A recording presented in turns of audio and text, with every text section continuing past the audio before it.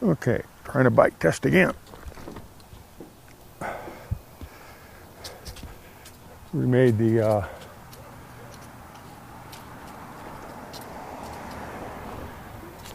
on our cell phone, we made the mount for the camera directly to the handlebars without going through an extra mounting, whatever they call those things you mount to the handlebar that gives you an extra mounting point for your devices. Anyway, it was pretty shaky, so hoping this will help.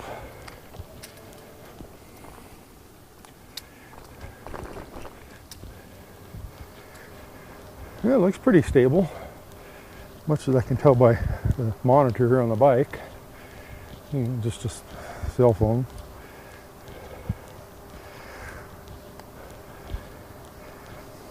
Colors look good.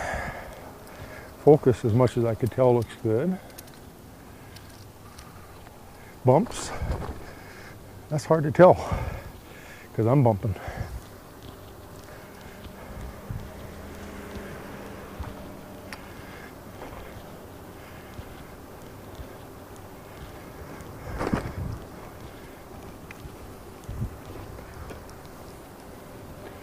We got, I don't know, 16 miles, 17 miles an hour here. A little bit of wind noise, I'm sure. I've got the mic set to 100 on level. Before I had it at 70. I just want to see how much wind noise it does pick up.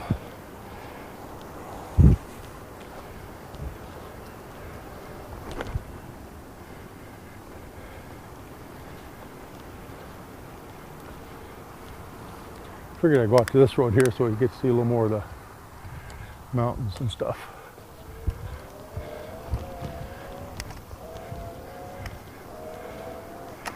Plus we're shooting into the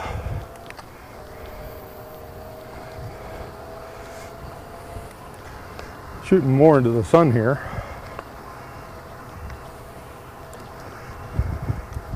"23 miles an hour now.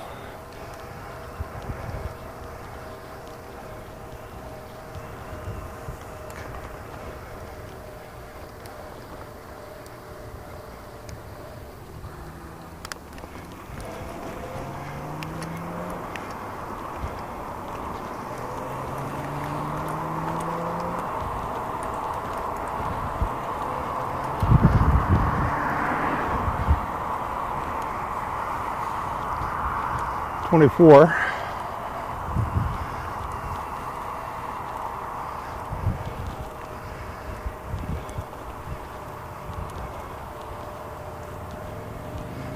I'm going to turn here.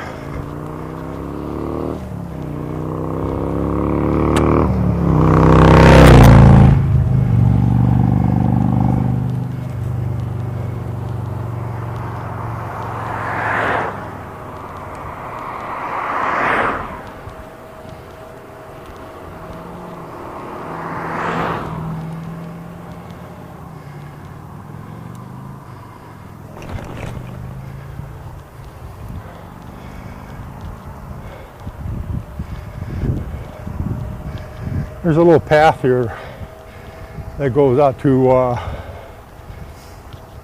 I forget the name of the lake.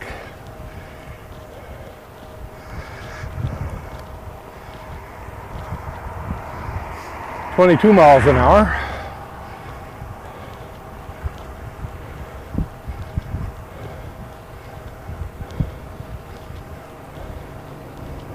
Get over there to the right. Oh, that's not.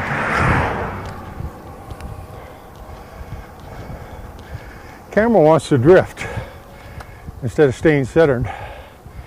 Kind of likes to go do its own thing, it seems like. When you turn a corner, it doesn't return 100%. Okay, we're going to go in here.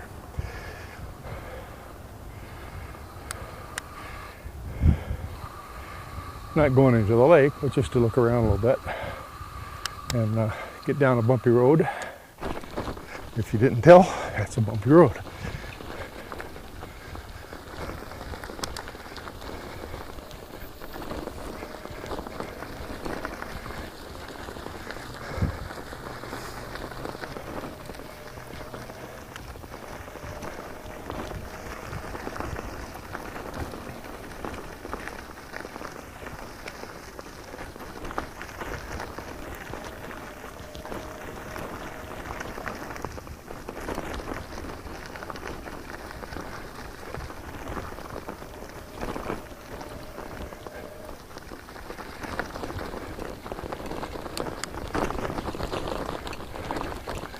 They changed this thing a lot.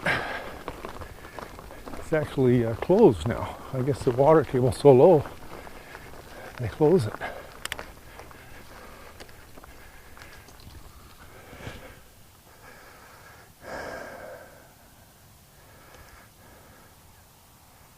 Try the on-screen camera movements here. That was kind of a fast movement. Now I'm creeping it back. Kind of a slow pan.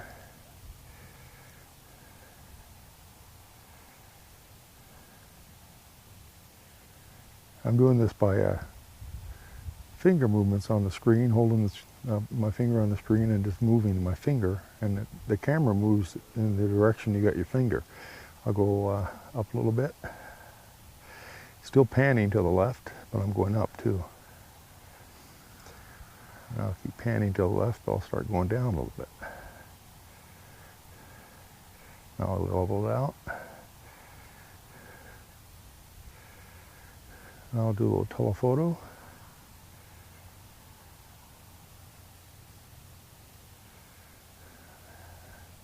It's a set zoom in rate. And really you don't want to go past 1. If you go to 2, then you're in digital. And digital is not so great.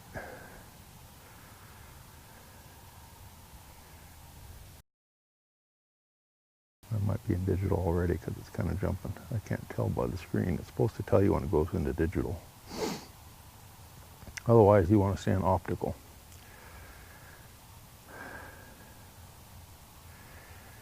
Now this has been focused. It should be all in focus. Other than if there's some really close stuff to me, like maybe this sign, I'm going to go across the sign, it probably will come out of focus. Go down a bit for it. Right there. Actually, when the thing moves across it, it should actually focus right on that sign. I'm shooting straight into the sun, so that's the reason it's so dark. All right, I'm going to get out of here, put this back on 0, full wide angle. I tend to forget that wide angle. I'm riding a bike and zoomed in, and that ain't so good. Center it. Now everything's neutral.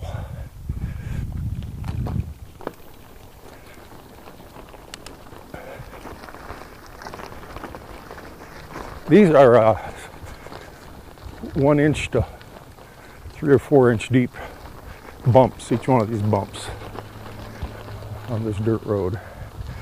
That would be a Jim Dandy test. If that's anything close to stable, I've done a good job. All right, just got done doing a test of the video system set up on this bike. It's running right now, actually. Osmo Plus. Using pretty much all Osmo parts except for the RC race car shock I substituted for the spring that they were using in there. I don't think it made a difference, but looks nice. I'm going to edit the video. I'll probably stick all this together once we get it going to see how it all looks. I'm shooting the handwork with a GoPro 3 Black. It's a nice camera, but it doesn't compare to the Osmo. in their venues. There's a lot of stuff that Osmo would never do, this GoPro can. And the stabilization and fast gun, run and gun type shooting you can do with the Osmo, the GoPro really can't contend with. It just does a better job. But I'm new to the Osmo yet, so, and I'm not a great avid shooter. I don't shoot like every day, so I'm relearning as fast as I'm learning, probably. All right, well, I just want to show that. Let me get on this side over here. This Z-axis stabilizer is really neat. Every little bump, you can see that thing going up and down. And if you'd notice the camera, it's actually micro adjusting its focal point. It's twisting and turning a little bit. Watch here, see? Well, it's doing that same thing up and down when I move this up and down. I don't know if you can see it in the camera or not, but because the pitch on the lens should be almost level always. Well, you can see, look at the back of the camera, how it's changing. Anyway, it does a really good job on bumps. Even better than the camera by itself, and that does a really good job. I'm just fine-tuning, and I had to readjust. I had to mount the mount directly to the handlebar, the dji bike mount, because I had it mounted on one of these that mount to the handlebar. But even though they're good, there's a little bit of flex to them, and every little bit of movement has to be contended with some way or another. So trying to isolate everything to just the actual movements caused by the bike ride and not by things vibrating, and then try to dampen and adjust and do what I can to get those working right, so to neutralize them as best as possible. Anyway, I'm going to edit this down. I think I talked too much already.